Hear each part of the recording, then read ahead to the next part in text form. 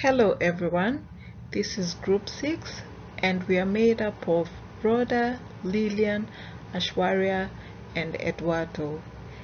And the title of the paper that we did a research on is The Performance Implication of Intra and Inter-Regional Geographic Diversification by G. Qian, T. A. Khoury, M. W. Peng, Z. Qian.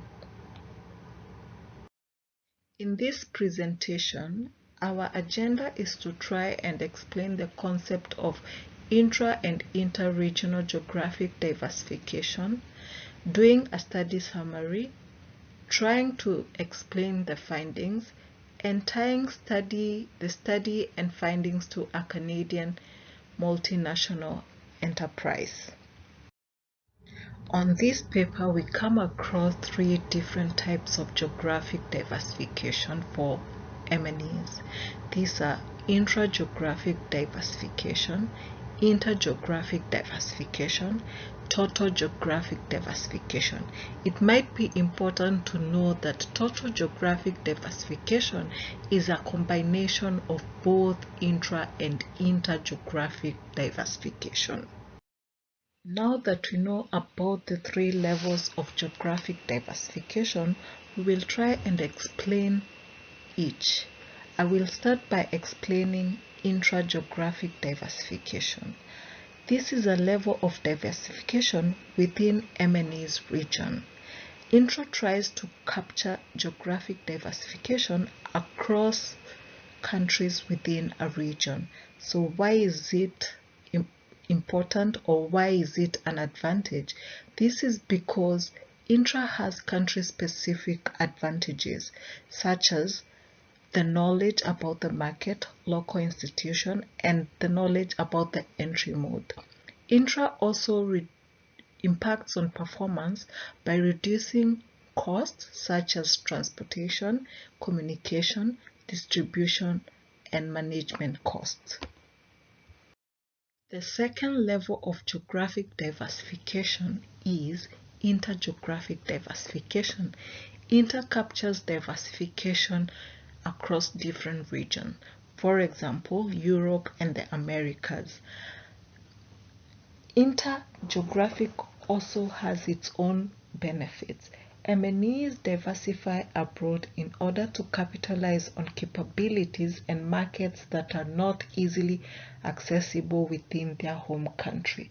Some of the advantages are company gain a competitive advantage, leading to overall enhanced international competitiveness. Because different countries differ in their manifest, implementation of inter-regional diversification allows MNEs to be flexible, to have more expansive learning opportunities.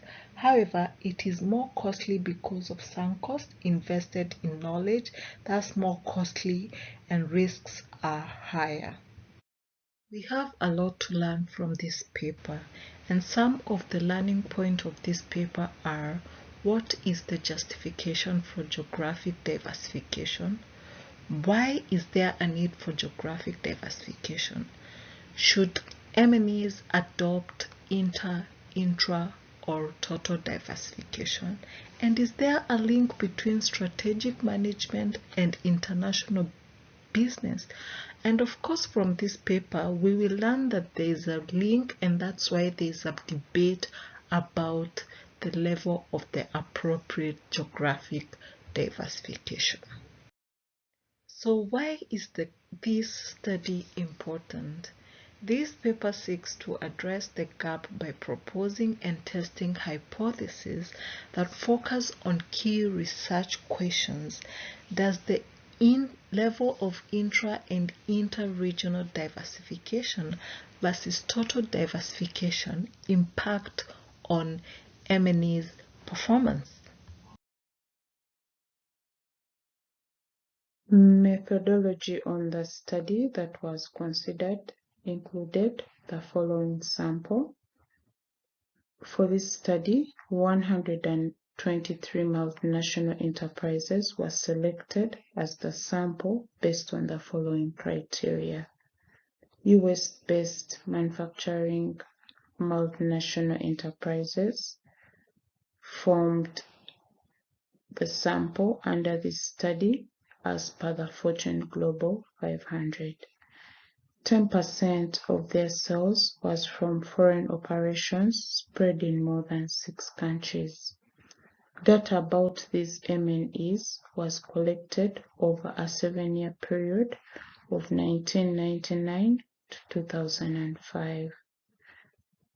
Variables for the study included performance, where return on investment versus sales at the corporate level was used as a performance measurement to test the research, and data on this was collected.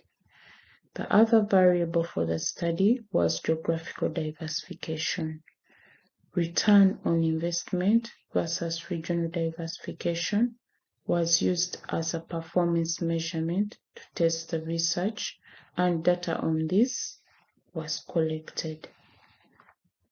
The study employs measures based on both international sales, subsidiary presence, which draws regional boundaries according to 4 regions, that is Africa, Asia and Pacific, Europe, and the Americas. Measures adopted to test the research included: number 1, this research was measured on a sales basis, where sales from foreign operations in the intra, inter, and total regional diversification were measured. Then another measure was on a subsidiary basis, where geographical area covered in terms of regional diversification was measured to test the hypothesis.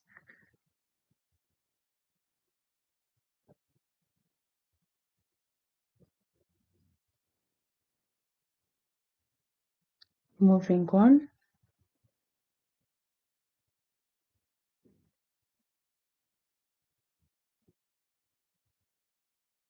The next slide shows a summary of findings on the study, where subsidiary-based geographic diversification versus return on asset performance was looked at.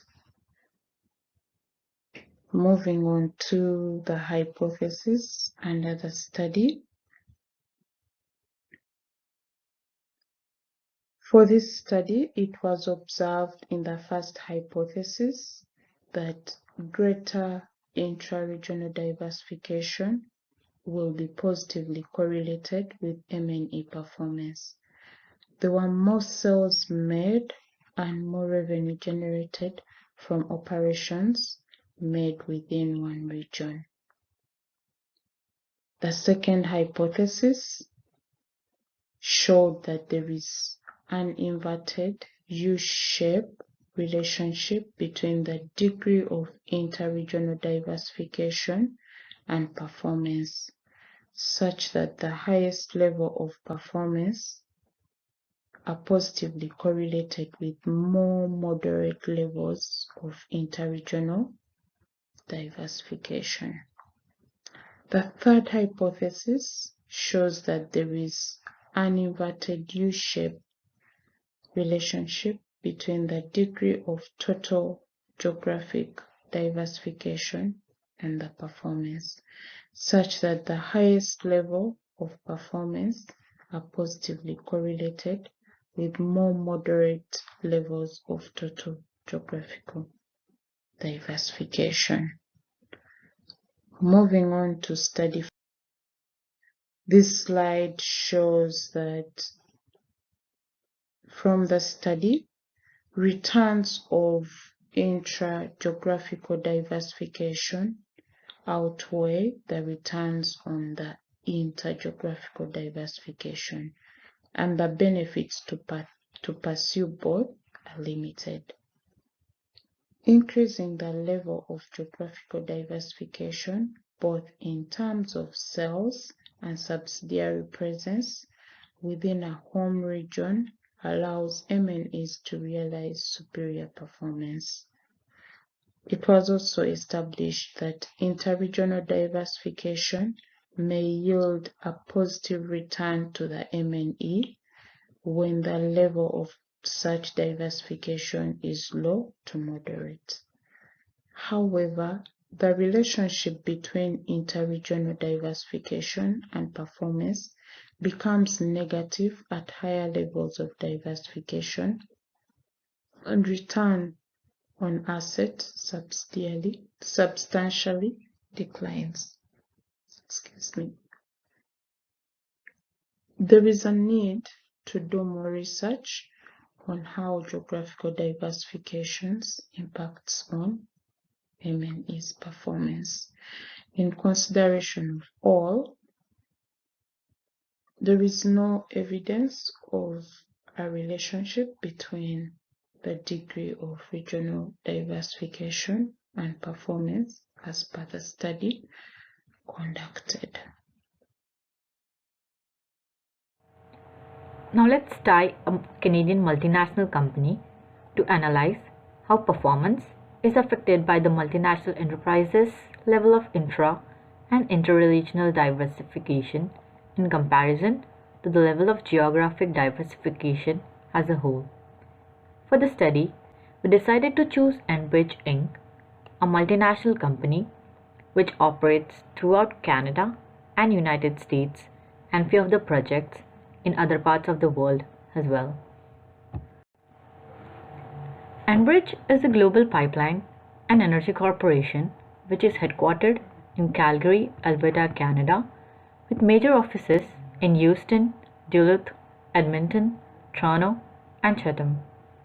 Enbridge owns and manages pipelines that delivers crude oil, natural gas, and natural gas liquids across all of the Canada and the United States. The largest oil export pipeline network in the world and longest in North America both belong to Enbridge. Their purpose is to fuel quality of life. Their name itself spells out their mission, a bridge to a cleaner energy future. The company was formed by Imperial Oil in 1949 as the Interprovincial Pipeline Company Limited. In the year 1998, IPL Energy officially became Enbridge, combination of the word energy and bridge.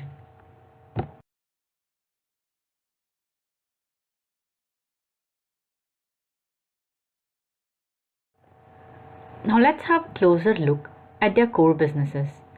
There are pipes totaling 28,661 kilometers in its crude oil system. With a total length of 38,300 kilometers, it connects the Gulf of Mexico, multiple US states, and several Canadian provinces. With 3 million barrels of oil and liquids per day, the firm is the biggest carrier of crude oil in Canada. With 27,564 kilometers of operating crude pipeline in both Canada and the United States, Enbridge pipeline system is the longest crude oil and liquids pipeline system in the whole globe. 3 million barrels of oil are delivered daily using their pipeline network. Enbridge has constructed numerous renewable energy projects, including wind, solar, hydropower, and geothermal across North America and Europe. Now, we can start discussing how this study relates to this Canadian company. As previously said, Hypothesis 1 poses the idea that intra-regional diversification has a positive relation with multinational performance. Enbridge, throughout its history, has focused its operations on the North American region, spreading its assets and operations through Canada and the United States of America. Some of the positive effects of Enbridge's performance can be associated with being closer to home or established in one specific region, like the North American region. This can be explained in different ways, like having more managerial control over the costs associated with crossing borders. For example, transportation, distribution, and communication. Also, developing understanding and accumulating regional knowledge of the formal and informal institutions in host countries. Additionally, it gives easier access to specific and regional resources. Enbridge has detected various growth opportunities throughout this region where they have been working for more than 70 years. As we can see, many states in the United States of America are now increasing their renewable standards. Without leaving behind its core business, Enbridge is building its way to a responsible and renewable energy markets. This strategy has already started by adding to their services low-carbon energy sources like solar and wind generators, renewable natural gas, carbon capture and sequestration, and hydrogen fuel. This course of action can easily be related to the term organizational ambidexterity. This concept was first applied in 1976, and as Antonio Nieto Rodriguez from the London Business School explains, it is the ability of an organization to balance between exploration and exploitation. The organization's capability of exploiting their existing competences, keeping up with their core business, while simultaneously exploring new opportunities, like low carbon and renewable growth in this case. With all this said, it is no surprise to see how positive Enbridge's performance has been over the past years. We can see sales revenue and income growth in this 5-year period from the company's income statement. All this information is sourced from the Wall Street Journal's webpage. On the other hand, what Hypothesis 2 and Hypothesis 3 are stating is that high levels of performance are positively correlated with moderate levels of geographic diversification, which is just what Enbridge is doing. The chart shows us the inverted U-shape relation that this hypothesis suggests. As the interregional geographic diversification increases, the performance decreases. This gives us more evidence to understand why Enbridge's diversification strategy has been so successful. The authors of this work suggest that this topic needs further research, but they conclude that what this work has shown is, and I quote, "This work weighs is on the multinationality debate to highlight that the return on intra-regional diversification outweighs the return on inter-regional diversification, and the benefits of pursuing both are limited.